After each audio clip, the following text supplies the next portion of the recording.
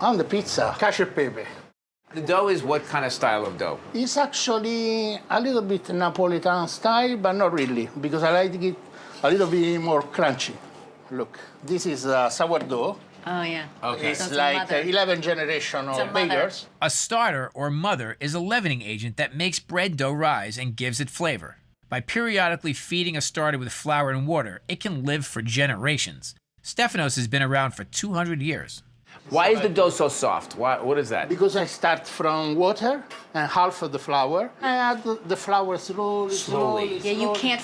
I never make it nervous. I'm going to bake it with something funny on the top. Something funny? Yeah, something weird.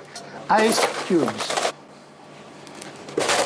Pizza with ice cubes. Hey, it's quite cold. One of the important components of cacio e pepe, to do it well, is to melt the pecorino cheese in some of the warm pasta water. Stefano is actually emulating that on top of his pizza dough. So preserving the flavor of the pecorino by adding it to just the warm pizza dough with water was best thing I have ever seen.